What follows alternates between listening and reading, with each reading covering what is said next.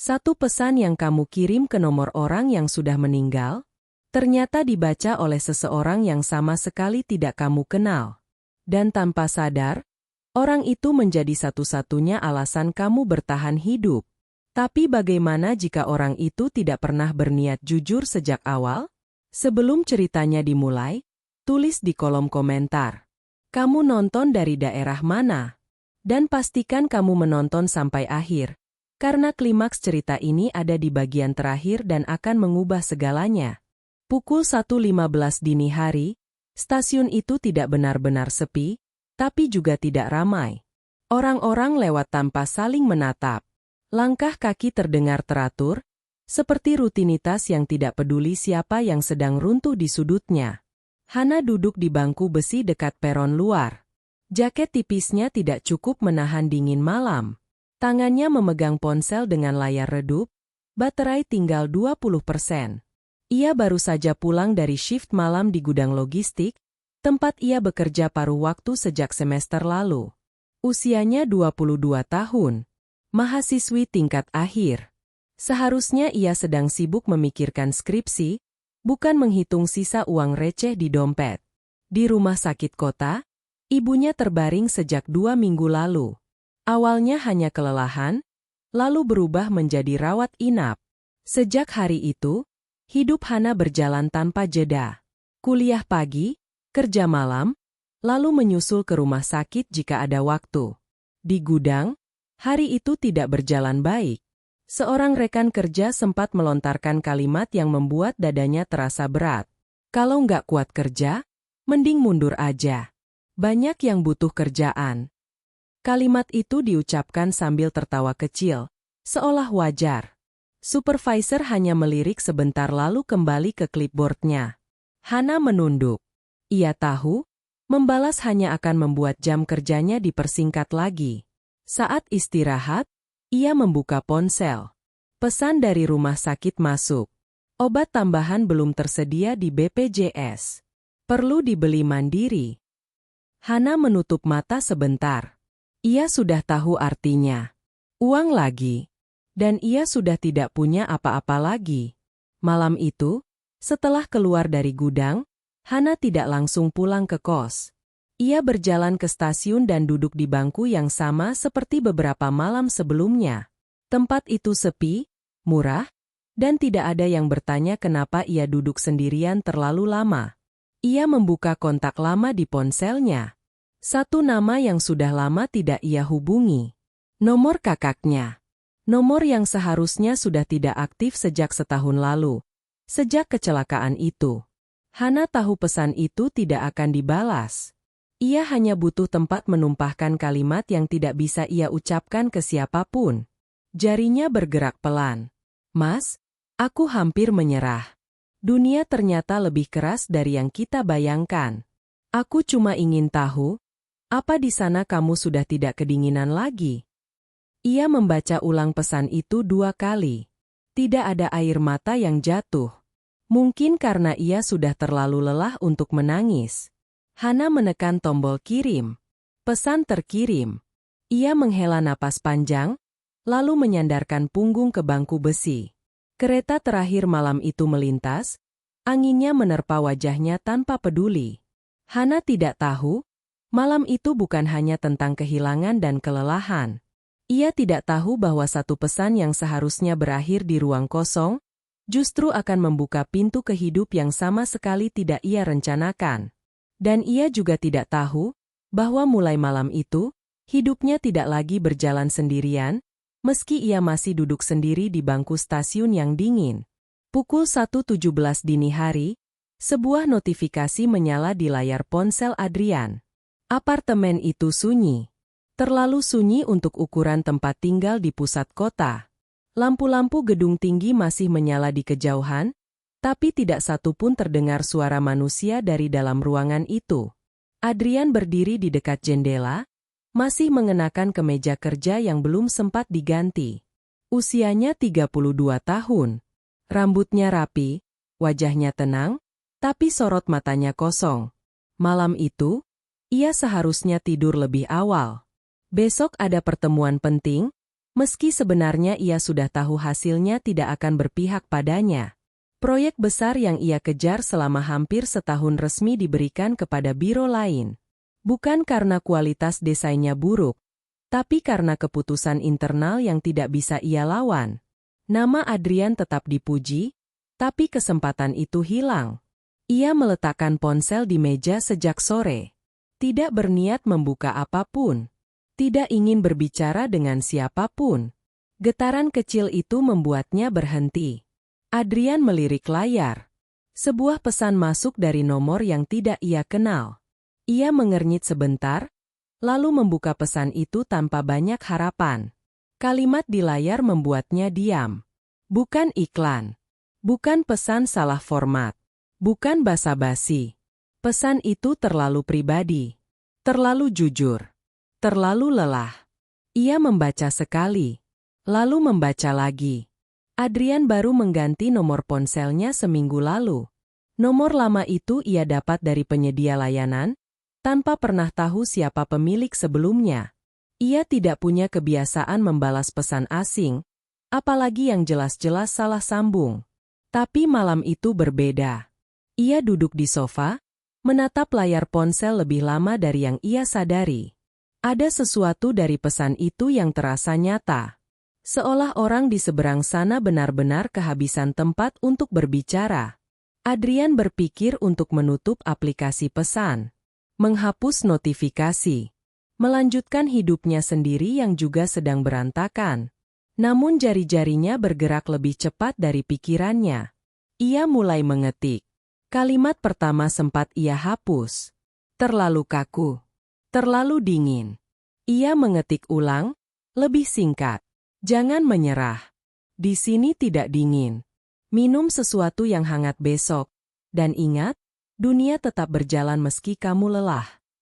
Ia berhenti sejenak sebelum mengirim. Ini salah sambung. Ini tidak seharusnya. Tapi ia tetap menekan kirim. Pesan terkirim. Adrian meletakkan ponsel di meja dan berdiri lagi. Ia merasa sedikit aneh. Seperti baru saja melanggar aturan yang ia buat sendiri. Aturan untuk tidak terlibat dengan urusan orang lain. Beberapa menit berlalu. Ponsel itu kembali bergetar. Balasan masuk. Tidak panjang. Tidak dramatis. Hanya ucapan terima kasih dan satu kalimat sederhana tentang kopi hangat di stasiun. Adrian membaca sambil duduk kembali. Dadanya terasa sedikit lebih ringan. Ia tidak tahu kenapa.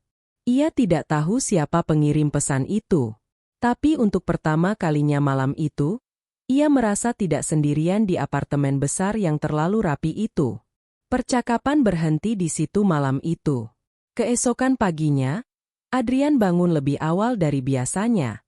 Ia membuat kopi sendiri, lalu duduk di meja kerja tanpa membuka laptop. Ponselnya tergeletak di samping cangkir. Ia menunggu sesuatu yang seharusnya tidak ia tunggu. Pesan baru masuk siang hari. Singkat. Tentang kerja malam dan rasa capek. Adrian membalas setelah jam makan siang. Kali ini lebih cepat. Hari-hari berikutnya, pesan itu datang dan pergi tanpa jadwal pasti. Kadang malam, kadang pagi. Tidak ada nama. Tidak ada foto. Tidak ada pertanyaan berlebihan. Hanya cerita kecil tentang hari yang berat. Tentang gudang. Tentang rumah sakit. Tentang lelah yang tidak bisa diceritakan ke orang sekitar. Adrian tidak pernah bertanya siapa dia sebenarnya. Ia juga tidak pernah menjelaskan siapa dirinya. Tanpa disadari, pesan-pesan itu menjadi satu-satunya percakapan yang ia tunggu setiap hari. Lebih dari email kantor. Lebih dari panggilan kerja. Ia mulai menulis dengan lebih perhatian. Tidak panjang, tapi selalu tepat. Ia memilih kata-kata yang tidak menggurui. Ia tidak menawarkan solusi besar. Hanya menemani. Dan tanpa ia sadari, hidupnya yang selama ini terasa kosong, mulai memiliki satu titik fokus kecil. Seseorang di seberang layar, yang bahkan tidak tahu namanya. Adrian tidak tahu bahwa keputusannya untuk tidak berkata jujur malam itu akan membawa konsekuensi jauh lebih besar dari yang ia bayangkan. Dan ia juga tidak tahu bahwa pesan-pesan sederhana itu perlahan sedang mengikat dua kehidupan yang sama-sama rapuh, dengan cara yang tidak akan mudah dilepaskan. Hari-hari Hana mulai berjalan dengan pola yang aneh. Pagi hari ia tetap kuliah seperti biasa. Duduk di bangku belakang, mencatat seperlunya, lalu buru-buru pergi sebelum diskusi dimulai. Siang ia tidur sebentar di kos sempitnya. Malamnya, ia kembali ke gudang logistik, mengenakan rompi kerja yang sudah agak pudar warnanya. Tidak ada yang berubah dari rutinitas itu.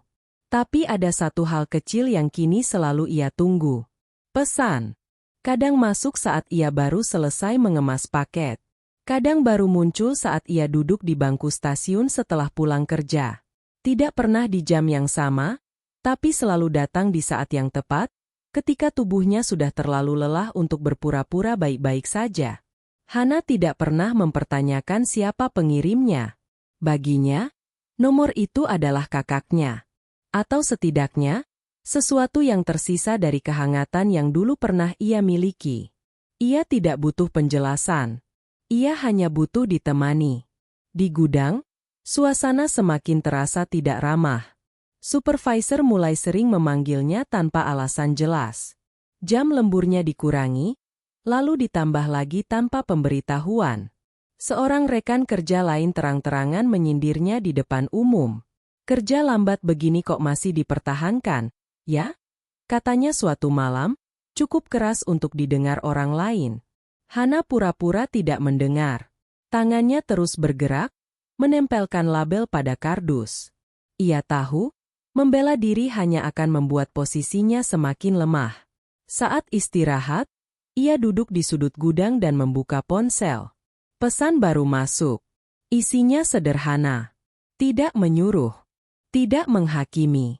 Hanya satu kalimat yang mengatakan bahwa capek itu wajar, dan bertahan hari ini saja sudah cukup. Hana menatap layar agak lama. Lalu membalas dengan jujur, tanpa menyaring kata-kata. Untuk pertama kalinya, ia menceritakan bagaimana rasanya dihina tanpa alasan. Bagaimana rasanya dianggap beban di tempat kerja. Bagaimana ia merasa tidak punya pilihan selain diam. Balasan datang beberapa menit kemudian. Tidak panjang. Tidak berlebihan. Tapi tepat. Kalimat itu tidak membuat masalahnya selesai, tapi cukup untuk membuat dadanya tidak sesak. Di tempat lain, Adrian membaca pesan Hana di sela rapat yang tidak lagi ia anggap penting. Ia menahan diri untuk tidak langsung membalas. Tapi pikirannya terus kembali ke cerita yang baru saja ia baca. Ia mengenali perasaan itu. Perasaan tidak punya kendali, meski terlihat baik-baik saja dari luar. Malamnya, Adrian membalas lebih cepat dari biasanya. Ia mulai memilih kata dengan lebih hati-hati. Ia tidak ingin terlihat seperti orang yang sok tahu. Ia juga tidak ingin terlalu dekat. Tapi semakin ia mencoba menjaga jarak, semakin sering ia memikirkan pesan berikutnya. Percakapan mereka mulai memanjang. Bukan soal hal besar. Justru tentang hal-hal kecil yang sering diabaikan. Tentang makanan murah yang mengenyangkan. Tentang lampu stasiun yang selalu menyala meski larut malam.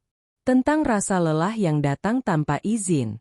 Tanpa mereka sadari, percakapan itu berubah dari sekadar balasan singkat menjadi kebiasaan. Jika Hana terlambat membalas, Adrian merasa gelisah.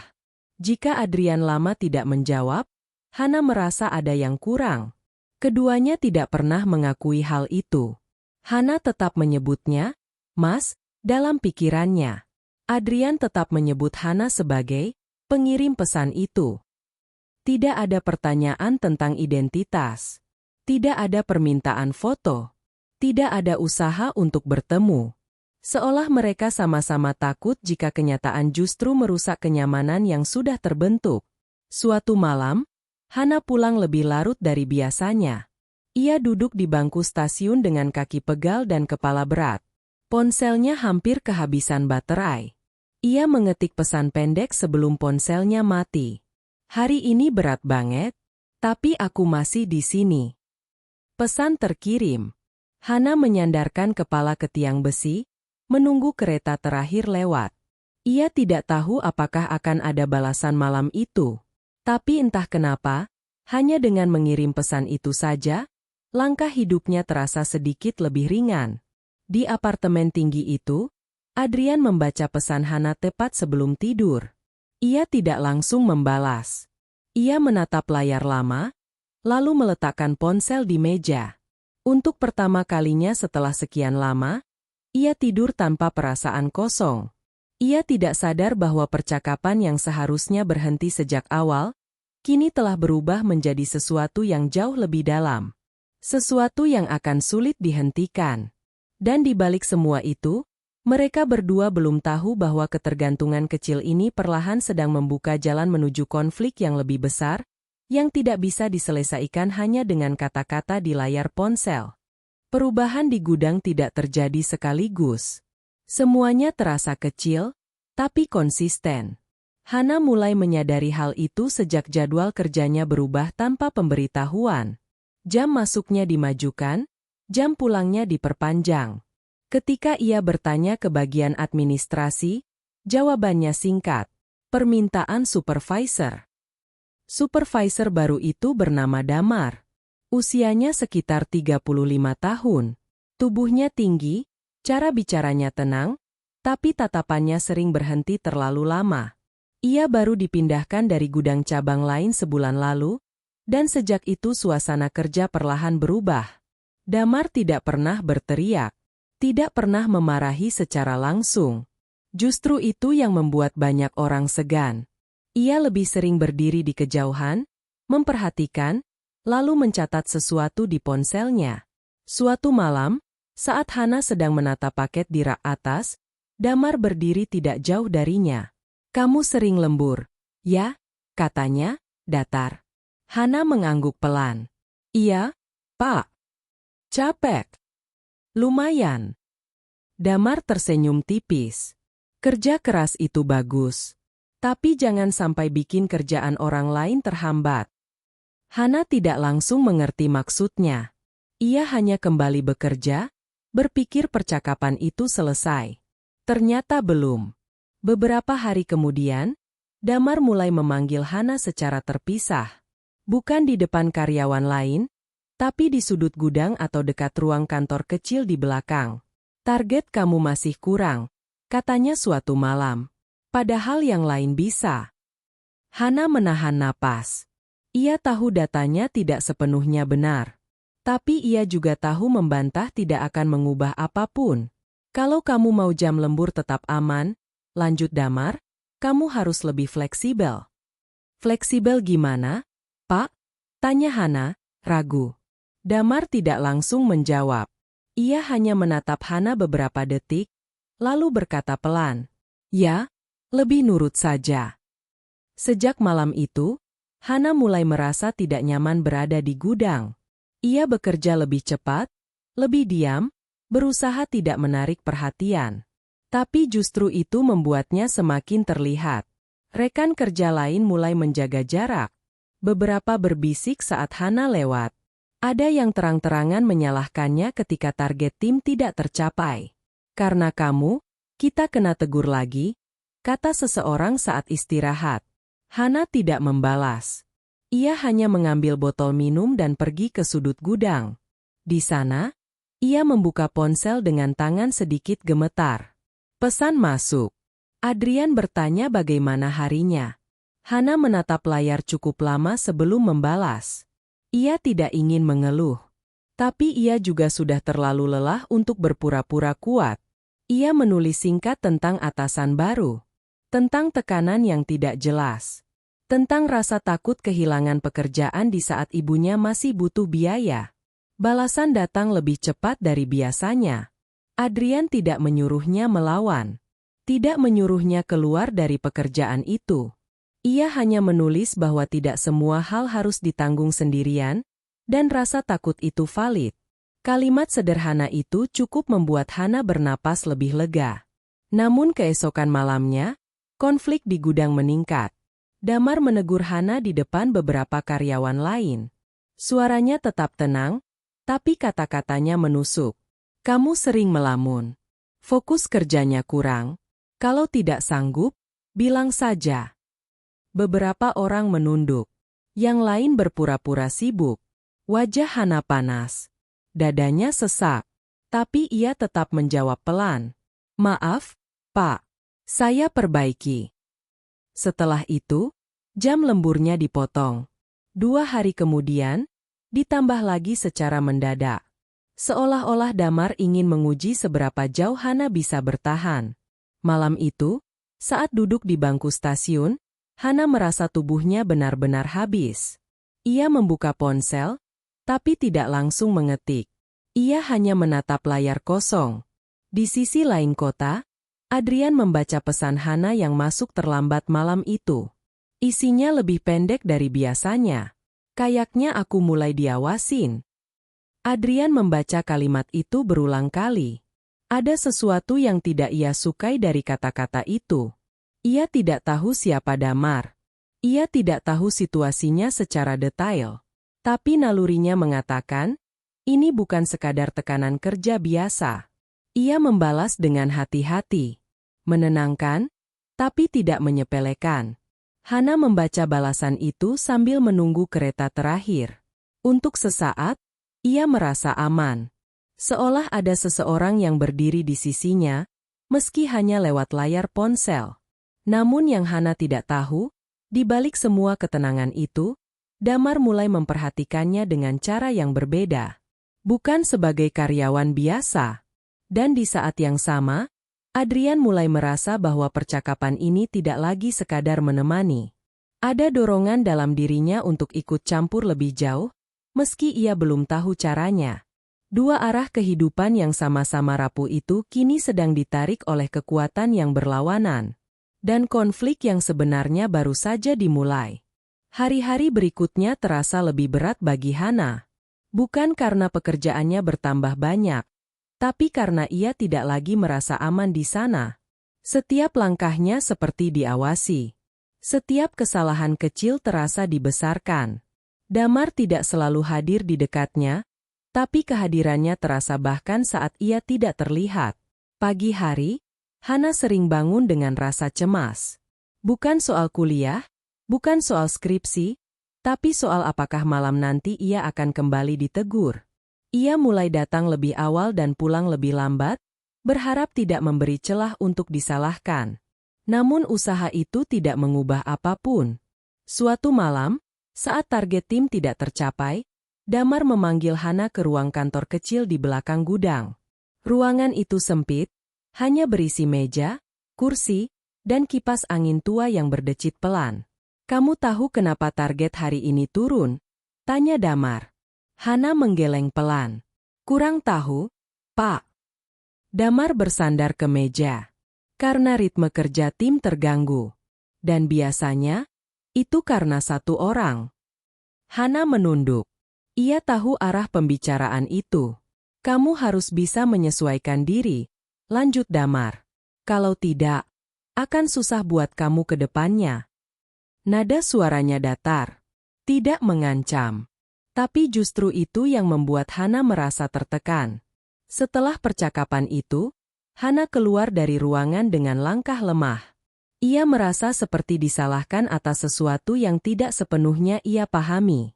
Ia tidak tahu bagaimana cara memperbaikinya, selain terus diam dan bekerja lebih keras.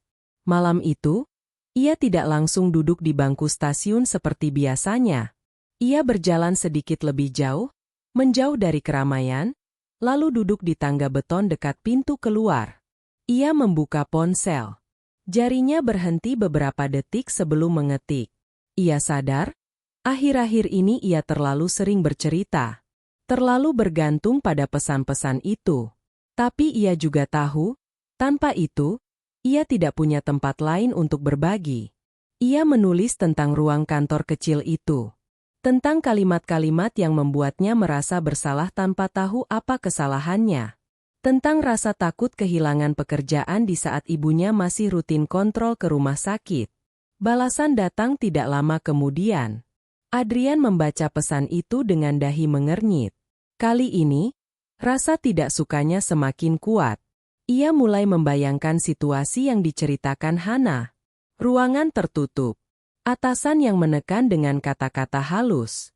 Posisi yang tidak seimbang. Ia menahan diri untuk tidak langsung menyimpulkan.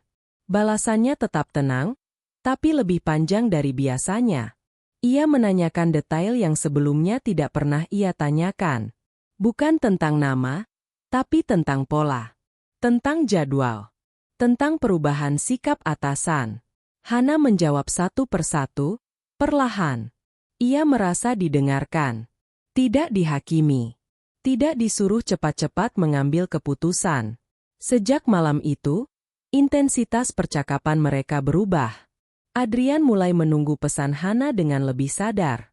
Jika biasanya ia bisa menunda balasan, kini ia sering membuka ponsel tanpa alasan. Ia mulai memikirkan kemungkinan terburuk yang mungkin dialami Hana di tempat kerja. Di sisi lain, Hana mulai menggantungkan ketenangannya pada pesan-pesan itu. Jika tidak ada balasan, pikirannya langsung melayang kemana-mana. Ia merasa lebih tenang setelah menulis, seolah beban di dadanya bisa dibagi dua. Ketergantungan itu tumbuh tanpa disadari. Suatu sore, Hana mendapat pesan dari rumah sakit. Jadwal kontrol ibunya dipercepat. Biaya tambahan kembali dibutuhkan. Hana duduk lama di bangku kampus, menatap pesan itu tanpa bergerak. Ia membuka ponsel dan langsung mengetik ke nomor yang sudah akrab itu. Balasan Adrian datang cepat. Ia tidak menawarkan uang, tidak menawarkan solusi instan. Tapi ia menuliskan sesuatu yang membuat Hana berhenti menangis. Bahwa bertahan sejauh ini sudah bukan hal kecil. Bahwa meminta waktu untuk bernapas bukan tanda kalah. Malam itu, Hana bekerja dengan kepala penuh, tapi langkahnya terasa lebih ringan. Namun di gudang, Damar mulai bersikap berbeda. Ia tidak lagi sekadar mengamati dari jauh. Ia mulai muncul lebih sering di area kerja Hana. Kadang berdiri terlalu dekat. Kadang bertanya hal-hal yang tidak berhubungan langsung dengan pekerjaan. Kamu pulangnya naik apa? Rumah kamu jauh. Pertanyaan-pertanyaan itu terdengar biasa, tapi cara Damar menanyakannya membuat Hana tidak nyaman. Ia menjawab singkat, lalu menjauh. Hana menceritakan hal itu lewat pesan, kali ini dengan ragu. Adrian membaca dan merasa ada garis yang mulai terlewati. Ia menuliskan balasan dengan sangat hati-hati. Ia tidak ingin menakut-nakuti. Tapi ia juga tidak ingin Hana menganggap semua ini normal. Ia menyarankan Hana untuk mencatat kejadian-kejadian kecil. Bukan untuk melawan, tapi untuk melindungi diri. Itu pertama kalinya Adrian memberi saran yang lebih konkret. Dan itu juga pertama kalinya Hana merasa bahwa orang di seberang layar itu bukan hanya pendengar, tapi seseorang yang benar-benar peduli. Di malam yang sama, setelah pesan terakhir terkirim, Hana menatap layar ponselnya cukup lama. Ia menyadari sesuatu yang membuatnya sedikit takut. Ia sudah tidak tahu bagaimana caranya melewati hari tanpa pesan itu. Di sisi lain kota, Adrian meletakkan ponselnya di meja dan menatap langit-langit apartemen. Ia sadar, batas yang selama ini ia jaga mulai kabur. Ia tidak lagi sekadar menemani. Ia mulai merasa bertanggung jawab. Dua orang yang awalnya hanya berbagi kata-kata, kini terikat oleh sesuatu yang lebih dalam. Dan di balik semua itu, tekanan di gudang semakin mendekati titik yang tidak bisa dihindari. Ketergantungan yang tidak disadari itu perlahan berubah menjadi kebutuhan. Dan kebutuhan itu akan segera diuji. Hari itu dimulai seperti hari-hari sebelumnya, tapi Hana sudah merasa tidak enak sejak bangun pagi. Ia terlambat bangun karena malam sebelumnya hampir tidak tidur. Kepalanya berat, pikirannya penuh. Ia datang ke kampus dengan langkah cepat, mengikuti kelas tanpa benar-benar mendengar penjelasan dosen. Ketika kelas selesai, ia langsung bergegas keluar, mengejar waktu untuk bersiap kerja malam. Di perjalanan menuju kos, hujan turun tiba-tiba. Hana berlari kecil sambil memeluk tas ke dadanya. Saat sampai di depan pintu kos, ia merogoh tas untuk mengambil kunci. Tangannya berhenti. Ia membuka tas lebih lebar. Mengaduk isinya satu persatu. Dompet ada. Buku ada. Charger ada. Ponselnya tidak ada. Hana berdiri kaku beberapa detik. Ia mengingat-ingat. Terakhir kali ia membuka ponsel saat duduk di bangku kampus, membalas pesan singkat dari Adrian. Setelah itu, ia buru-buru pergi karena hujan. Ia kembali ke kampus.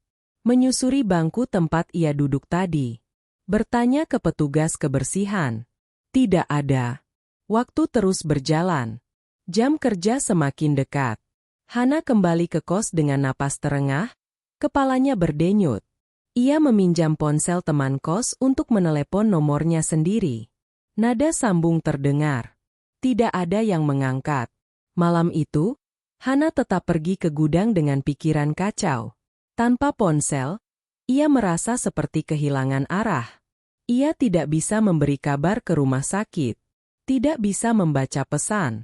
Tidak bisa menulis apapun. Di gudang, suasana semakin tidak bersahabat. Damar memanggilnya 2 kali malam itu. Pertama soal target. Kedua soal kesalahan kecil yang seharusnya bisa diselesaikan tanpa teguran. Kamu kelihatan gak fokus, kata Damar sambil menatapnya lama. Masalah pribadi jangan dibawa ke kerja. Hana ingin menjawab, tapi suaranya tertahan di tenggorokan. Ia hanya mengangguk dan kembali bekerja. Saat jam istirahat, ia duduk sendirian di sudut gudang. Tangannya refleks meraih tas, lalu teringat ponselnya tidak ada. Dadanya terasa kosong. Untuk pertama kalinya sejak beberapa minggu terakhir, ia benar-benar sendirian dengan pikirannya sendiri. Tanpa pesan, tanpa balasan, tanpa tempat berbagi. Malam itu terasa jauh lebih panjang. Setelah pulang kerja, Hana tidak duduk di bangku stasiun seperti biasanya. Ia hanya berdiri sebentar, menatap rel kosong, lalu langsung pulang ke kos. Tidak ada yang bisa ia tunggu. Di sisi lain kota, Adrian mengalami malam yang tidak kalah aneh.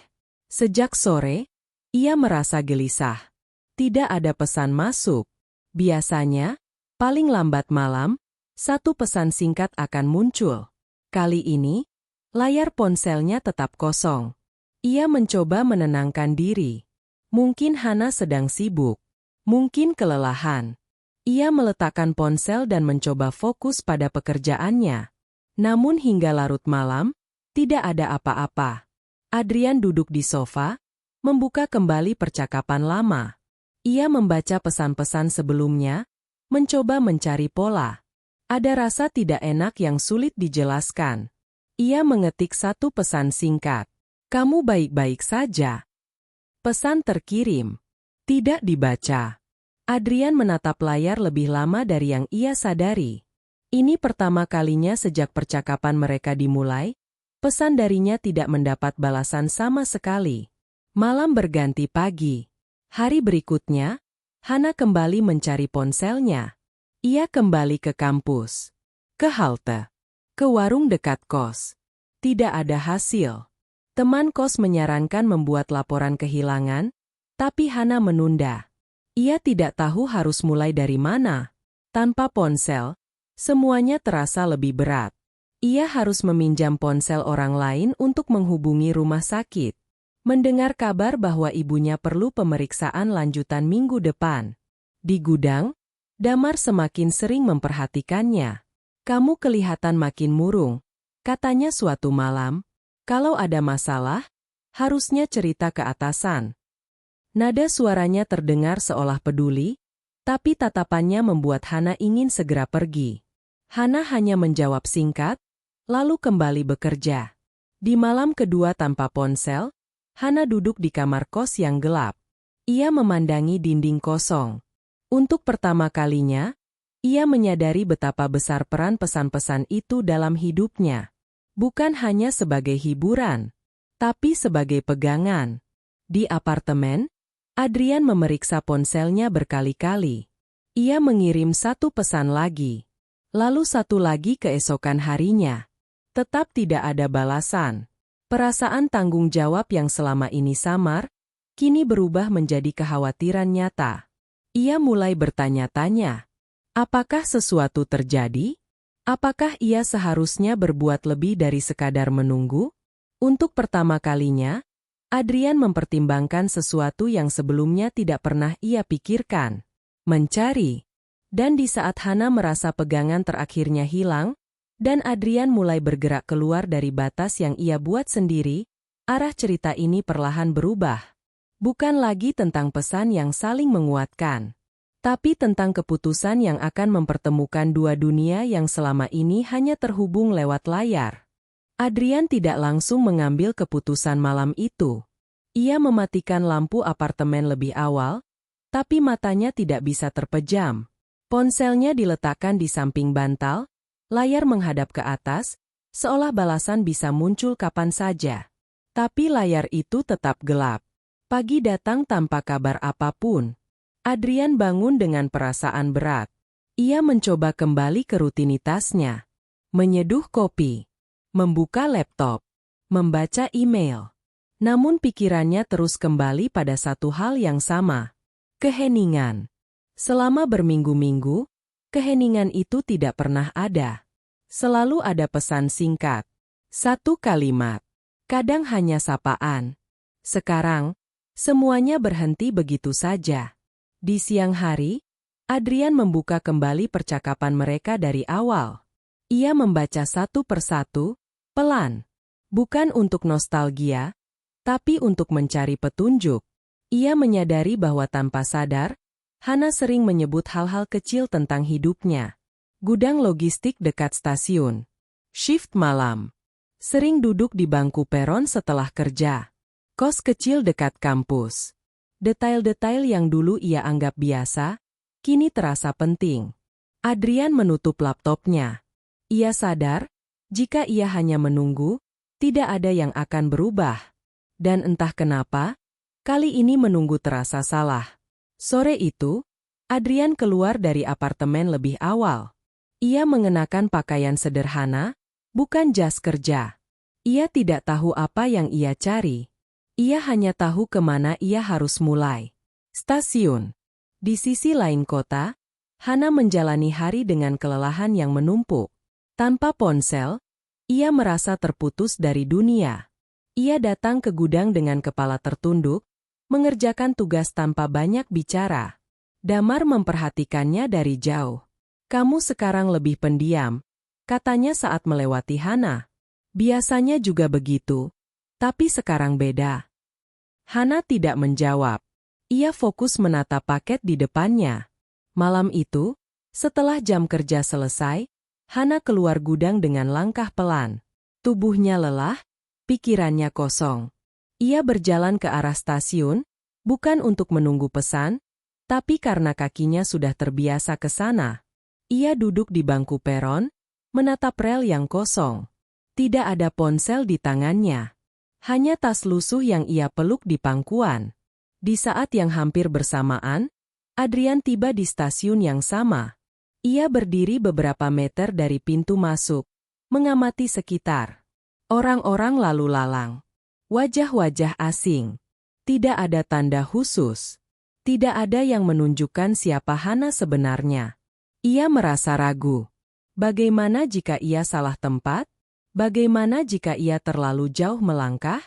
Namun ketika ia hampir memutuskan untuk pulang, matanya tertuju pada seorang perempuan yang duduk sendirian di bangku peron luar. Posturnya sedikit membungkuk. Jaket tipis. Tas di pangkuan. Wajahnya lelah, tapi bukan wajah orang yang sekadar menunggu kereta. Ada sesuatu di sana yang terasa familiar, meski Adrian tidak pernah melihatnya sebelumnya. Ia tidak langsung mendekat. Adrian berdiri di kejauhan, mengamati. Ia memperhatikan cara perempuan itu menatap rel. Cara ia menarik napas panjang, lalu menghembuskannya pelan. Cara ia menekan jemarinya ke tas, seolah menahan sesuatu. Ia teringat kalimat-kalimat di layar ponsel. Tentang lelah. Tentang bertahan. Tentang duduk di stasiun tanpa tujuan jelas. Adrian tidak yakin 100%. Tapi nalurinya mengatakan, jika ia mencari seseorang, mungkin inilah orangnya. Namun ia tidak tahu harus berkata apa. Ia tidak bisa datang dan berkata bahwa ia adalah orang di balik pesan-pesan itu. Terlalu tiba-tiba. Terlalu berisiko. Ia juga tidak tahu apakah Hana siap mendengarnya. Sementara itu, Hana merasa sedang diperhatikan. Ia menoleh sebentar, melihat seorang pria berdiri agak jauh. Wajahnya tidak asing, tapi juga tidak dikenal. Ia tidak terlalu memikirkan. Stasiun selalu penuh orang asing. Kereta datang dan pergi. Hana tetap duduk. Ia tidak terburu-buru pulang. Adrian akhirnya melangkah mendekat. Tidak terlalu dekat. Cukup untuk terdengar. Kereta terakhir masih lama. Katanya, hati-hati. Hana menoleh. Mengangguk singkat. Iya. Percakapan itu berhenti di situ. Tidak ada kelanjutan. Tapi bagi Adrian, satu kata itu sudah cukup memastikan dugaannya. Suaranya. Nada bicaranya. Semuanya terasa cocok dengan bayangan yang selama ini ia bangun lewat kata-kata. Adrian duduk di bangku lain, tidak tepat di sebelah Hana. Ia tidak ingin membuatnya tidak nyaman. Ia hanya ingin memastikan satu hal. Ia mengeluarkan ponsel dan membuka aplikasi pesan. Ia mengetik satu kalimat yang sangat singkat. Aku harap kamu masih bertahan malam ini. Pesan terkirim. Beberapa detik berlalu. Hana yang sedang menatap rel tiba-tiba merasa ada getaran di tasnya. Ia refleks membuka tas, meski tahu ponselnya tidak ada. Tapi kali ini, ia menyadari sesuatu yang lain. Getaran itu bukan dari ponsel. Ia hanya merasakan dorongan kecil di dadanya. Perasaan aneh, seperti sesuatu yang sudah lama hilang tiba-tiba mendekat. Ia menoleh lagi ke arah pria tadi. Pria itu menatap layar ponselnya, lalu menghela napas pelan. Untuk pertama kalinya sejak ponselnya hilang, Hana merasa ada benang yang kembali terhubung. Ia belum tahu bagaimana. Ia belum tahu siapa pria itu sebenarnya. Tapi malam itu, di stasiun yang sama, dua orang yang selama ini hanya saling mengenal lewat kata-kata, kini berada di ruang yang sama. Dan tanpa mereka sadari, langkah kecil ini akan membawa mereka ke pertemuan yang tidak bisa ditarik kembali. Malam itu berakhir tanpa percakapan lanjutan. Hana tetap duduk di bangku peron sampai kereta terakhir datang. Ia naik, berdiri di dekat pintu, dan pulang ke kos dengan perasaan yang sulit dijelaskan. Ada sesuatu yang berubah, meski ia tidak tahu apa. Di kamar kosnya, Hana duduk di tepi kasur. Ia menatap dinding cukup lama. Untuk pertama kalinya sejak ponselnya hilang, ia tidak merasa benar-benar sendirian. Tapi perasaan itu juga membuatnya gelisah. Pria di stasiun tadi masih terbayang di kepalanya. Nada bicaranya. Caranya berdiri agak menjauh, seolah tidak ingin mengganggu. Hana tidak mencoba menebak siapa dia. Ia terlalu lelah untuk menyimpulkan apapun. Di sisi lain kota, Adrian pulang ke apartemennya dengan langkah pelan. Ia menutup pintu, lalu bersandar sebentar sebelum menyalakan lampu. Dadanya terasa penuh, campuran antara lega dan cemas. Ia tidak yakin apakah yang ia lakukan tadi benar. Ia telah melangkah keluar dari batas yang ia buat sendiri. Ia melihat Hana secara langsung. Mendengar suaranya. Memastikan bahwa orang di balik pesan itu nyata.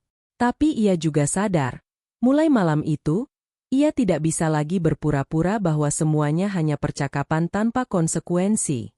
Hari-hari berikutnya berjalan canggung. Hana kembali ke rutinitasnya. Kuliah, kerja, pulang larut. Bedanya, kini ia sesekali menoleh ke sekitar stasiun, tanpa sadar.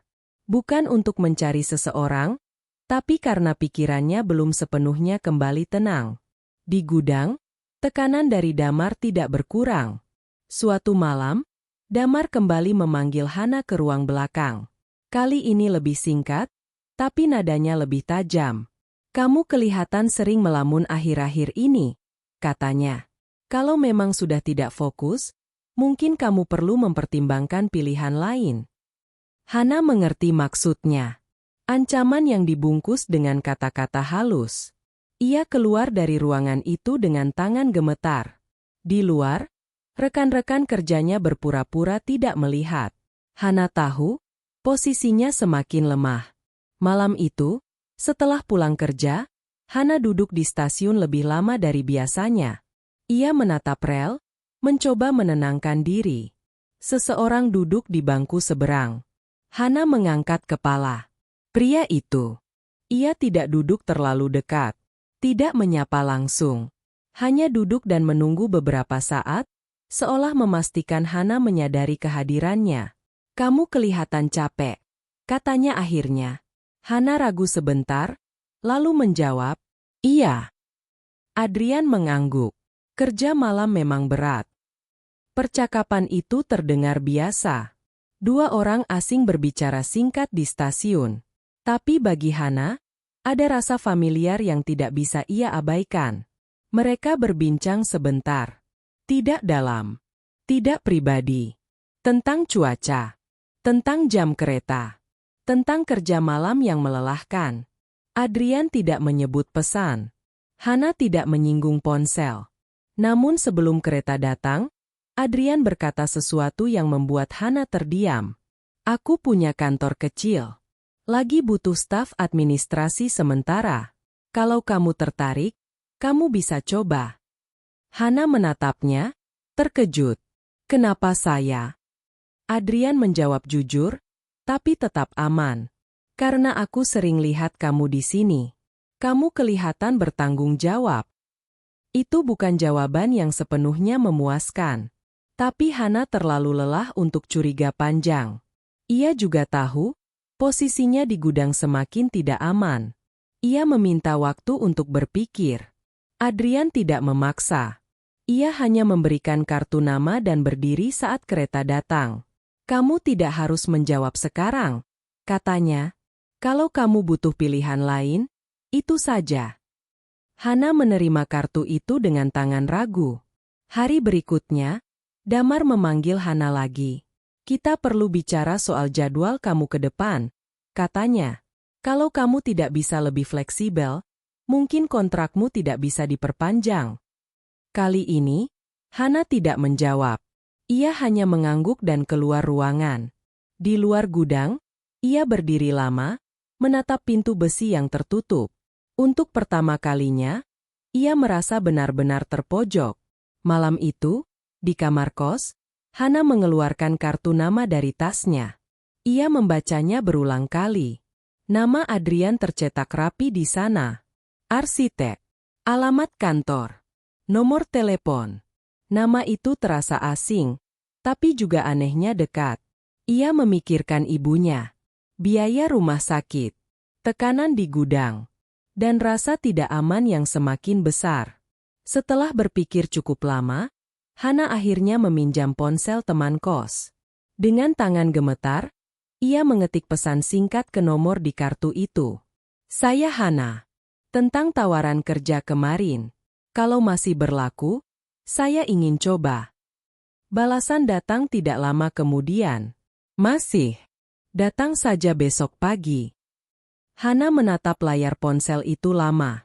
Dadanya terasa campur aduk antara takut dan lega. Di apartemennya, Adrian membaca pesan itu dengan napas tertahan. Keputusannya untuk menawarkan pekerjaan itu kini benar-benar mengikatnya. Ia sadar, mulai hari itu, hubungan mereka tidak lagi aman, tidak lagi anonim. Dan setiap kebohongan kecil yang ia simpan, akan semakin sulit disembunyikan. Dua dunia yang sebelumnya hanya terhubung lewat layar, kini mulai bersinggungan secara nyata.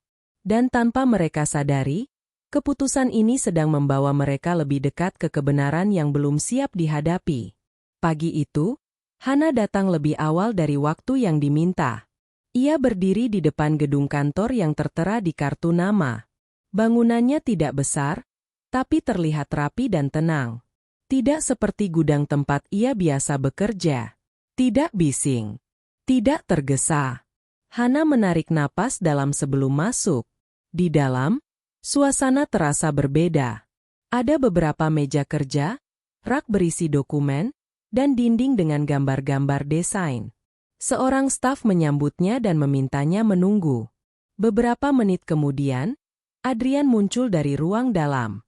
"Kamu datang tepat waktu," katanya. Hana mengangguk. "Iya." Adrian mempersilakan Hana duduk dan menjelaskan pekerjaan yang ditawarkan. Tugas administrasi sederhana. Mengatur dokumen. Menjawab email dasar. Jam kerja lebih manusiawi dibanding gudang. Hana mendengarkan dengan fokus. Tawaran itu terdengar masuk akal. Bahkan terlalu baik untuk situasinya sekarang. "Ini sementara dulu," kata Adrian. "Kita lihat cocok atau tidak." Hana mengangguk lagi. "Saya mau coba." Hari itu, Hana mulai bekerja. Awalnya, semuanya terasa canggung. Ia masih menyesuaikan diri. Tapi perlahan, ia merasa lebih tenang. Tidak ada teriakan. Tidak ada tatapan yang membuatnya tidak nyaman. Ia bisa bekerja tanpa merasa diawasi setiap detik.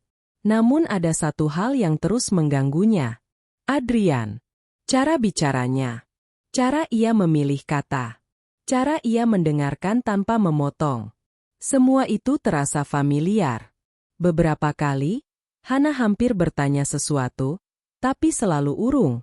Ia tidak tahu harus mulai dari mana. Ia juga takut pertanyaannya justru merusak kesempatan ini. Di sisi lain, Adrian menjalani hari dengan ketegangan yang ia sembunyikan rapi. Setiap kali Hana duduk di meja kerjanya, Adrian menahan diri untuk tidak menatap terlalu lama. Setiap kali Hana berbicara, ia merasa seperti mendengar gema dari pesan-pesan yang selama ini ia baca. Ia tahu, waktunya hampir habis. Rahasia itu tidak akan bisa disimpan selamanya. Beberapa hari berlalu. Hana mulai terbiasa dengan pekerjaannya. Ia mengundurkan diri dari gudang dengan alasan pribadi. Damar tidak menahannya. Hanya tersenyum tipis saat Hana menyerahkan surat resign. "Pilihan kamu," katanya singkat. "Tapi ingat, kesempatan tidak selalu datang dua kali." Hana tidak membalas. Ia hanya pergi. Di kantor baru, Hana mulai merasa hidupnya sedikit lebih stabil. Ibunya bisa kontrol rutin. Ia bisa pulang lebih awal. Tidurnya lebih teratur. Namun semakin stabil hidupnya, semakin besar rasa penasaran yang tumbuh.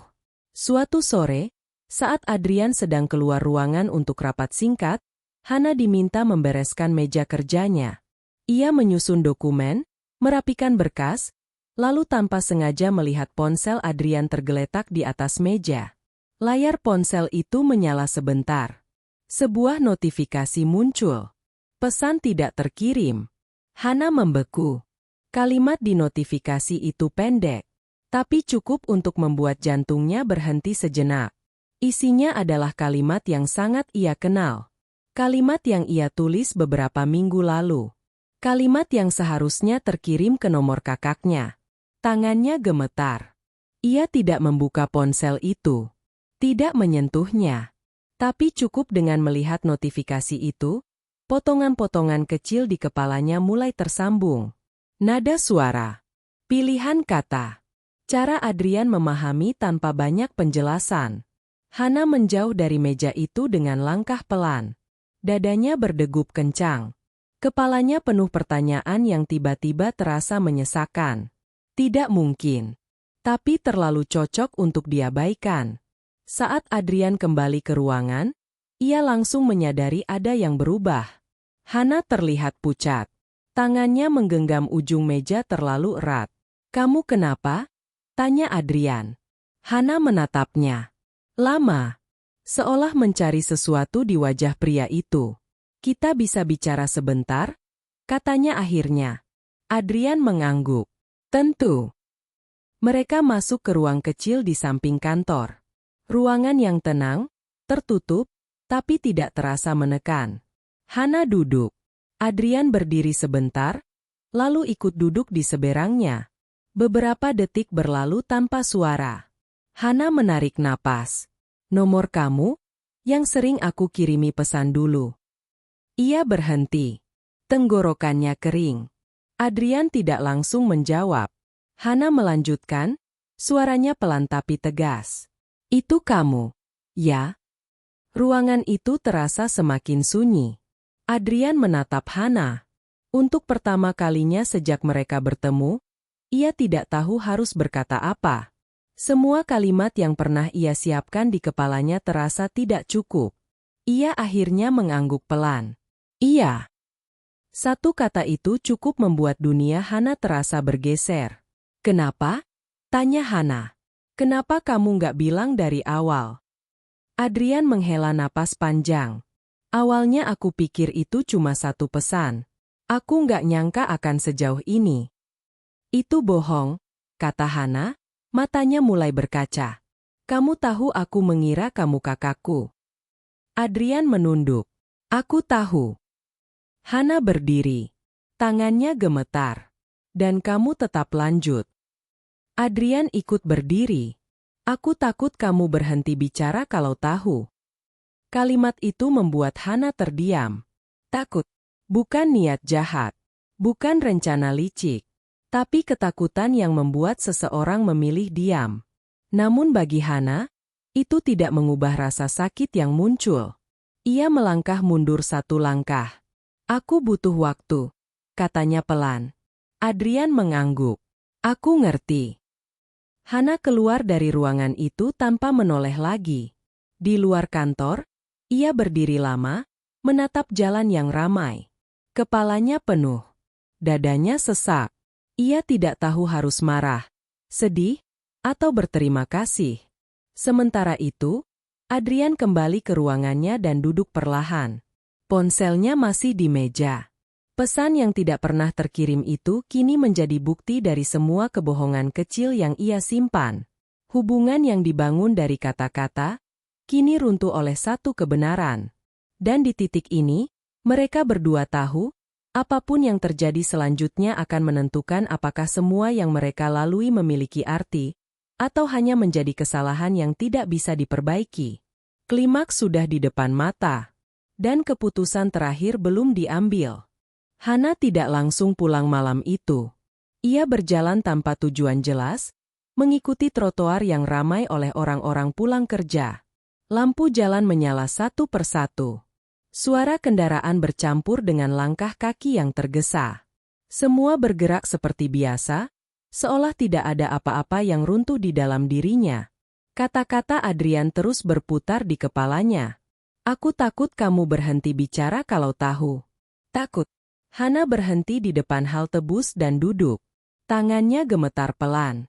Ia menyadari sesuatu yang membuat dadanya semakin sesak. Selama ini, ia bertahan bukan hanya karena pesan-pesan itu, tapi karena ia merasa didengar oleh seseorang yang ia percayai sebagai kakaknya. Dan ternyata, orang itu ada. Nyata. Tapi bukan siapa yang ia kira. Malam itu, Hana menangis, bukan dengan suara keras. Bukan dengan drama. Hanya air mata yang jatuh perlahan, sampai ia kehabisan tenaga. Hari-hari berikutnya, Hana tidak masuk kerja. Ia mengirim pesan singkat ke kantor, meminta cuti. Adrian membalas dengan singkat, menerima tanpa bertanya. Ia tidak mencoba menghubungi Hana lagi. Ia menepati janjinya untuk memberi waktu. Di rumah sakit, Hana menemani ibunya kontrol. Ia duduk di kursi plastik, menunggu giliran, mendengarkan keluhan-keluhan kecil yang terdengar biasa tapi berarti. Ibunya menatap Hana dan berkata pelan, "Kamu kelihatan capek, Nak." Hana tersenyum tipis. Sedikit. Ibunya tidak bertanya lebih jauh. Tapi genggaman tangannya cukup membuat Hana sadar. Ia tidak sendirian seperti yang ia kira. Beberapa hari kemudian, Hana kembali ke kos dan menemukan ponselnya. Ponsel itu ada di bawah lemari kecil, mungkin terjatuh saat ia terburu-buru. Layarnya retak sedikit, tapi masih menyala. Hana menatapnya lama sebelum menyalakan. Puluhan pesan masuk. Semua dari Adrian. Pesan-pesan pendek. Tidak menekan. Tidak menyalahkan. Tidak meminta apa-apa. Hanya kalimat-kalimat sederhana. Aku minta maaf. Aku di sini kalau kamu mau bicara. Aku akan tunggu. Hana membaca semuanya tanpa membalas. Malam itu, ia membuka percakapan lama. Dari pesan pertama. Dari satu digit yang salah. Dari satu keputusan kecil yang mengubah hidupnya. Ia sadar, jika ia tidak mengirim pesan malam itu, semua ini tidak akan terjadi. Tapi jika Adrian memilih jujur sejak awal, mungkin ia juga tidak akan bertahan sejauh ini. Tidak ada yang sepenuhnya benar. Tidak ada yang sepenuhnya salah. Beberapa hari kemudian, Hana kembali ke kantor. Ia datang tanpa memberitahu lebih dulu. Adrian sedang duduk di meja kerjanya saat Hana berdiri di ambang pintu. Mereka saling menatap. Tidak ada senyum. Tidak ada marah. Hanya keheningan yang berat tapi jujur. "Kita bisa bicara?" tanya Hana. Adrian mengangguk. "Tentu." Mereka duduk di ruang yang sama seperti terakhir kali. Kali ini, tidak ada rahasia yang disembunyikan. "Aku nggak bisa pura-pura semuanya baik-baik saja," kata Hana. "Tapi aku juga nggak bisa bilang kamu jahat." Adrian mengangguk pelan. "Aku tahu." Hana menatap lantai sebentar, lalu melanjutkan. "Kamu salah karena nggak jujur. Tapi kamu juga orang yang bikin aku bertahan di saat aku hampir nyerah." Adrian menarik napas panjang. "Aku nggak minta dimaafkan. Aku cuma mau bertanggung jawab." Hana mengangguk. "Aku nggak bisa lanjut kerja di sini kalau hubungannya tetap kayak gini." Adrian tidak kaget. "Aku ngerti. Tapi," lanjut Hana, "aku juga nggak mau semua ini berakhir dengan kebencian." Mereka terdiam. Hana akhirnya berdiri. "Aku akan keluar dari pekerjaan ini. Bukan karena kamu. Tapi karena aku butuh mulai dari nol, tanpa bayangan pesan itu." Adrian berdiri juga. "Kalau itu keputusan kamu, aku hormati." Hana melangkah ke pintu, lalu berhenti. "Satu hal," katanya tanpa menoleh. "Terima kasih. Karena waktu itu kamu membalas." Kalimat itu membuat Adrian menunduk. Hana pergi. Beberapa bulan berlalu. Hana lulus kuliah. Ia mendapat pekerjaan baru di tempat yang tidak ada hubungannya dengan masa lalu itu. Hidupnya tidak sempurna, tapi lebih jujur. Ibunya semakin membaik. Mereka tertawa lebih sering. Adrian mengundurkan diri dari kantor lamanya dan membuka biro kecil sendiri. Ia tidak lagi bersembunyi di balik kesibukan. Ia belajar menerima bahwa membantu seseorang juga berarti siap menanggung konsekuensinya. Suatu malam, di stasiun yang sama, mereka bertemu lagi. Bukan sengaja. Bukan direncanakan. Hanya dua orang yang kebetulan pulang di jam yang sama. Mereka saling menatap. Lalu tersenyum kecil. "Masih suka duduk di sini?" tanya Adrian. "Kadang," jawab Hana. "Sekarang buat nunggu kereta, bukan nunggu pesan." Adrian tersenyum.